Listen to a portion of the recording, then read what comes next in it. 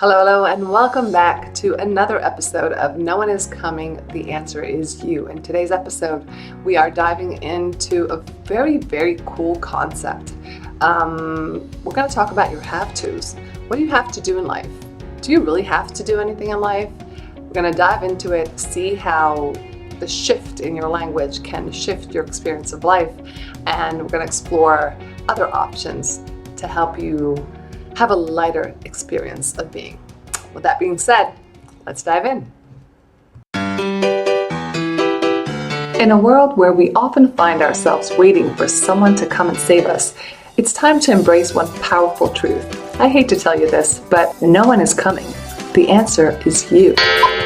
Welcome to the podcast that empowers you to take charge of your life and unleash your true potential. I'm your host, Ofri Fuchs, and I'm thrilled to embark on this transformative journey with you. So, if you're ready to embark on a journey full of self-discovery, growth, and actually take responsibility for your life, then you're in the right place, and I'm so glad you're here. Now let's rock and roll.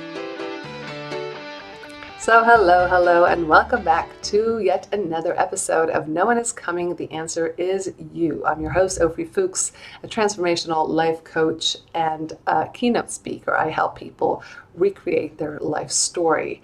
First of all, I want to apologize that last week I failed to deliver a new episode. It was due to internet issues, which are fixed now, and so we are back. And this episode I love because I love all my episodes, but it actually came about from a conversation I had with a brilliant person, Nicholas T. Smith, if you want to look him up. And we were talking about the question of have to. And this is a topic that I'm quite familiar with, and yet every time I dive into it, I see new layers of it, and I will share this with you. So, do we really have to do? I mean, I'm sure you all walk around in life in this very busy, demanding life that we're having in our modern day and age, and we walk around telling whether it's someone else or ourselves that we have to do something. Is that really true? Or is that just a narrative that we've created for ourselves? And that's what we're going to explore and dive in to check today. So just before we start diving into the meaning and the choice of words, just bring up in your consciousness and see how many times do you say, whether it's to someone else or to yourself, oh, I have to go to work. I have to exercise. I have to pick up the kids. I have to meet this deadline. I have to get something to eat, right? The basic, I have to get something to eat. So we say, I have to visit my parents. So we say these things constantly. I have to call this, that, or the other. And when you say them, just check in for a second and see, how does that make you feel? Does that expand you? Does that make you feel liberated, carefree, joyful? Or does that give you a sense of obligation, a lack of choice, almost a imprisoning sensation? To me, it's really binding. When I have to do something, when I feel like I have to do something, I feel compelled, and I feel that there's like an external force that's weighing on me, that's pushing me down. But what if we ask ourselves a different question? Do I really have to? Just expand that moment of when you say to yourself, and it doesn't even have, you don't even consciously sometimes say it. Like you wake up in the morning and you say to yourself, if this is you, I have to get up. I have to get up. I have to get out of bed. That's a very emotionally draining sensation to wake up with. Oh, I have to get up. Because the phrase have to, it often carries like this sense of duty, like this burden. Like every task that we have to do, it feels like an obligation. And when we have all these obligations, because we have to do all these things, that can feel overwhelming. That can feel stressful. So that leads to stress, that leads to anxiety, and that sometimes even leads to resentment and anger and frustration. And we're not even aware of why. We just feel like we're being pushed and pushed and pushed. So many of the have to situations, if we look at them deeply, they might not be as compulsory as we tend to make them. And we tend to make them compulsory. We are the ones that are using, I have to do this, right? But where does the have to come from? The have to comes from society, society's expectation. Maybe it's a personal standard. Maybe it's our parents' expectation. Maybe it's an internal pressure that I need to be something. So I have to do something. Wow, can you just feel that for a second and see how that feels? So let's dive into this idea further. Because when we say, I have to do something, we also imply something else. We imply that there's no other option, right? I have to means that we are bound to do this, to create this, that there's some external necessity that I need to fulfill. And in reality, most of our day, all our have-tos are choices. But these choices, interestingly enough, we might feel of them as have-tos because we're not able to imagine, to fathom a different lifestyle or a different way of being or living, right? So if I say I have to go to work, it's because I want to create a certain income, because I have to live in this standard of life. But if I don't go to work, I don't have to. If I don't go to work, there might be a consequence to it. I might lose my job. And if I keep doing that, I might end up on the street. And some people do that. Some people are choosing to do that even. So I don't have to go to work, right? I want to. Because I want to live in this lifestyle, and I don't want to live on the street. So this realization, it can actually be quite liberating because it shifts our perspective from a passive role, a victim state of mind, where we feel like life is happening to us, it's pushing us down, it's weighing on us. No, this is where you are active. You are taking the lead. You are holding on to the reins. You have the power to choose. Now, how does that feel in your body? Because psychologically, language shapes our reality. It shapes our experience. So, if you're familiar with CBT, cognitive behavioral therapy, they talk a lot about language, but you find that in every type of coaching or even therapy. But there's a huge role to our thoughts and our language that influence our emotional experience, our behavioral choice. So if I change, if I shift the way I frame my experience, instead of have to, being victim, resentful, if I shift that into a choice, I can alter my emotional state. I can be liberated. I have the key to open the gate to that prison that I put myself in and liberate myself. So instead of saying, for example, I have to, I can say, I choose to. Or let's take it one step higher. I get to. I get to go to work. Not all people get to go to work. Not all people get to pick up their kids. Not all people get to work out. That is not only your autonomy, your choice, it's an opportunity, right? It's an opportunity to create an income and support your family. It's an opportunity to be with your kids. It's an opportunity to strengthen your body and make it healthier. How does that feel? Right? So I can take this, and this is actually coming from the conversation that I had last night because I was talking to Nick, and he asked me, he put the question in front of me, and he said, is there anything you have to do? And I'm like, well, I have to eat, I have to breathe. And then he said something beautiful. He said, do you really? Because I don't have to, right? I don't have a choice there. If I hold my breath, then my body will take over. So there are certain things I don't have to eat. There's a consequence to it. So I want to eat. So the basic physiological needs that we have, I have to go to the bathroom, I have to eat, I have to breathe, that's usually the body takes over.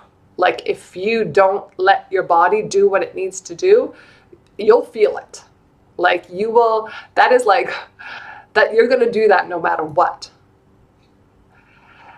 So, but beyond these, the things that we often categorize as have to, those are usually tied to some consequence. So we'll talk about society. People will think of me poorly if I don't work. They'll see me as lazy. Or if I don't have a living, if I lower my standards for my lifestyle. But it's still a choice. It's still a choice that one can make. And you realize that you're making this choice to go to work, to buy food, because you value security. You value your kids to be healthy. You value the benefits that work gives you, a sense of purpose, a sense of meaning, whatever it is for you. So the question is not, do I have to, but what am I choosing to and why? Because I have a client that is miserable in their work, but they can't quit.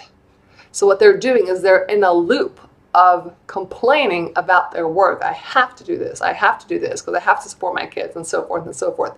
I'm like, no, you're choosing to go to work. Why? Because you value security. Because you value the freedom that the income gives you. You value the opportunities that you can give your kids through that income that you create. So it's not necessarily going to be all roses, but it's still a choice. So you can transform your experience from one of burden to one of empowerment. Yes, it's my choice. And it might be a difficult one. It might not be a smooth one. But it's your choice. And nothing is really smooth. Nothing is really without difficulties or challenges. So how do you do that? A lot of the time is about focusing on what you get from it. What are the values? Can you be grateful for the privilege of going to work, the privilege of working out, the privilege of picking up your kids? I'm using these examples, but you can take that on anything that you have to. The privilege of calling your parents. Some people don't have parents to call.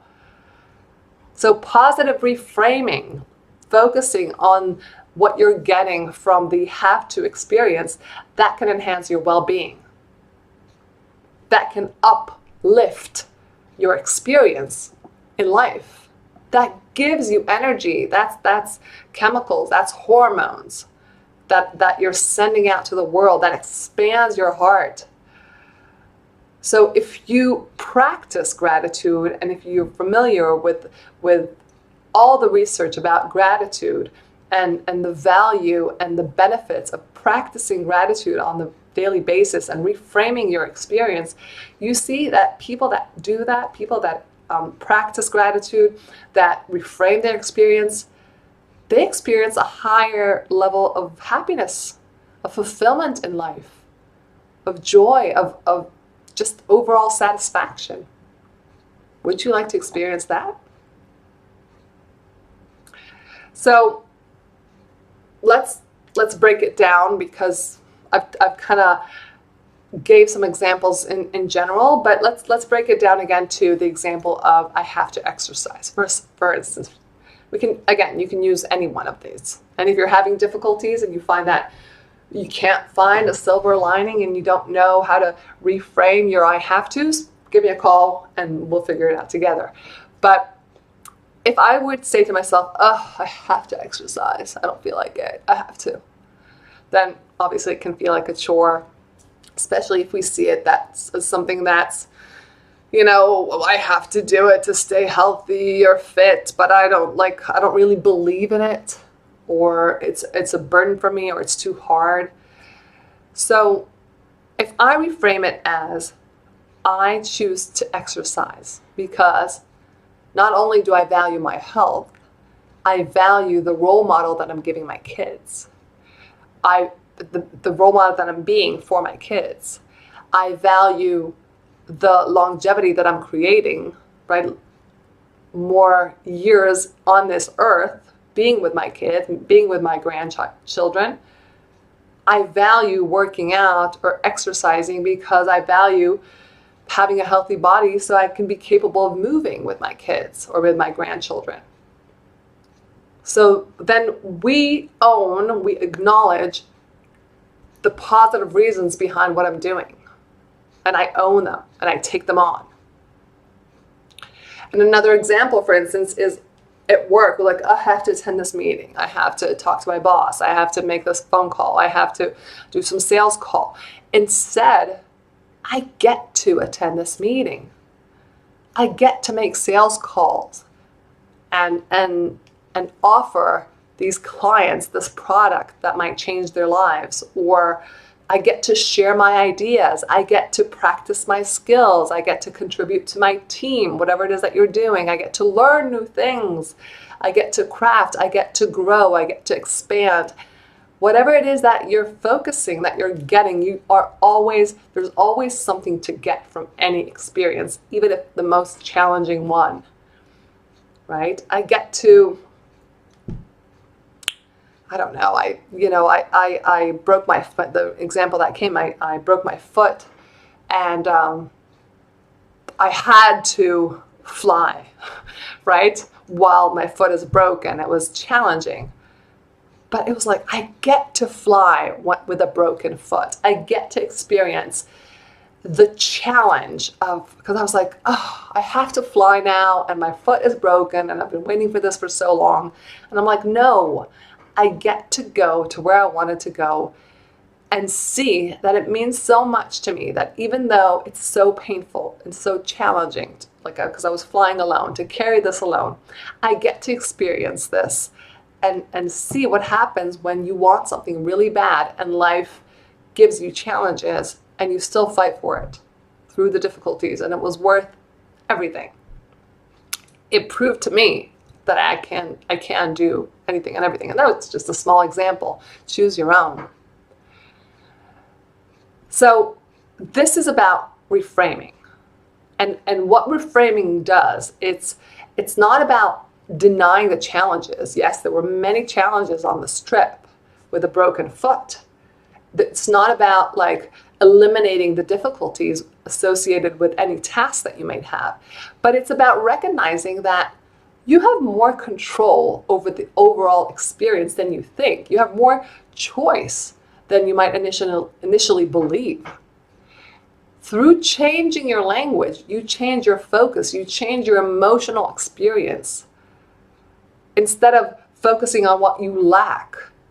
Oh, I have to do this, I don't have time. No, focus on what you gain. Instead of the burden, oh, this is too much, everybody's demanding something from me. Choose on the opportunity. I can handle these tasks. I can prove to myself that I can handle them with calm and grace and ease. This is just preparing me for my bigger mission in life. So it's crucial to address, first of all, the narrative that you already possess. It's crucial to understand that you already have a frame of being. And sometimes they stem from your upbringing, your cultural influences, your parents, any personal experience that you might have taken on and carry them through your life. But those narratives, they shape your belief, and they create this ecosystem, the way you see life, as what's important, what's necessary, what's obligatory, right? So people that value freedom, any chore that they have to do is, I have to, right? But what if there's freedom in the have-tos? So what if you question those narratives? And how do you know that you need to question them? If you don't feel good about what you're doing, question it. What is the belief that I have?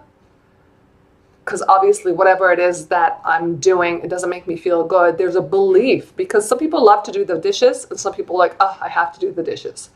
Some people, it calms them down and relaxes them. Some people, like, they would rather eat, I don't know, hot pepper.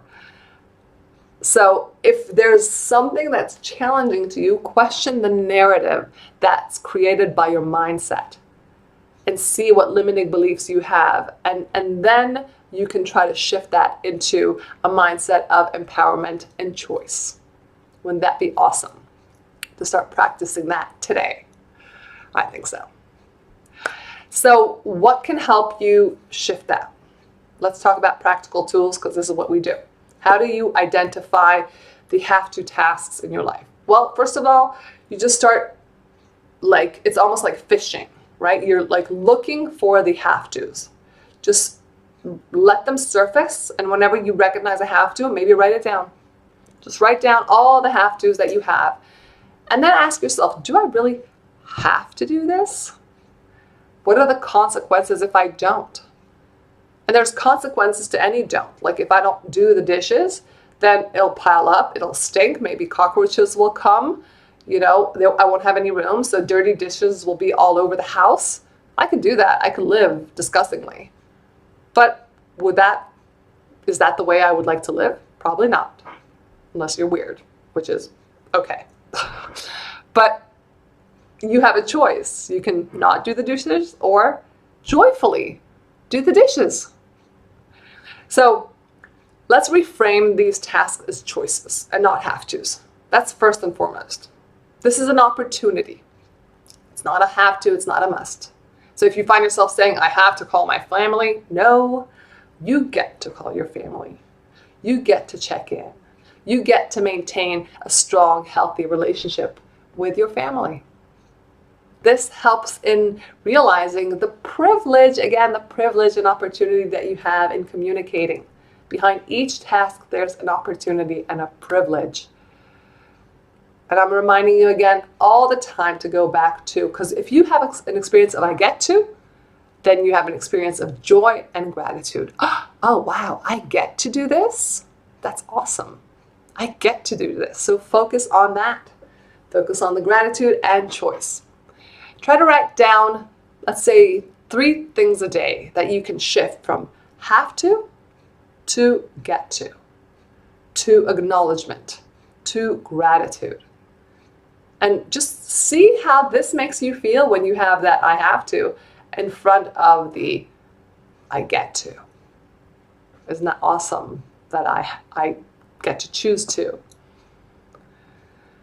So I want to wrap this up, because this can really be life-shifting, life-altering. Because I know that today's world is very demanding. It's fast-paced. You keep go, go, go. It's a rat race. So it's very easy to get caught up in the have to and the feeling overwhelmed and seeing what other people are doing and thinking that I have to do what they're doing to constantly meet an expectation. Society's expectation, social networks' expectation, fulfill obligations. It's quite overwhelming. But by consciously slowing it down, breaking it down, choosing to see any have-to task as an opportunity, you can reclaim your sense of joy. You can reclaim your control, your agency of life. And then once we get to do that, right? You don't have to, you can. You can't control everything. You can't control the challenges. You can't control the difficulties that might occur. But you can try to control your responses. And you can try to control how you frame and reframe your experiences. And what does that give you? That will give you transformation. That will give you gratitude and empowerment. That'll give you a positive outlook on life. That'll give you an autonomy. That's truly what's fulfillment in life. Because to me, fulfillment is about just being really, really comfortable. And it's more than okay. It's about just being in a sense of peace about anything and everything that life unfolds, that life brings forward. It's just what it is, right? It could be an active choice. I get to do something. Or it could be like, oh my God, God forbid my house caught fire. I get to build it again. I get to create a fresh start. I get to. What's the point of whining about it and saying, I have to, call the insurance. I have to deal with this. I have to deal with that. I'm so frustrated. I have to buy new furniture. I get to have a new experience. So as we wrap up today, I want to remind you once again that no one is coming. The answer is you. You get to choose your experience. You don't have to. You get to. And I encourage you to look closer at how you frame things, what words you choose to say, to speak out and inwardly. Are your have-tos really an obligation or a choice? And how can you reframe them to feel better about your experience of life? I want to thank you for joining me wherever you are. And please, if you enjoy this podcast, please share. It means so much. Your feedback, your input, your comments, and your sharing this really, really helps me and encourages me to keep doing this and keep serving you in the best way I can. And until next time, I just want to encourage you to embrace your power, to take ownership and control on your language, your choices, and your heart. Because what matters is where your heart lies. Thank you for watching. Thank you for tuning in, and I'll see you next time. Bye for now.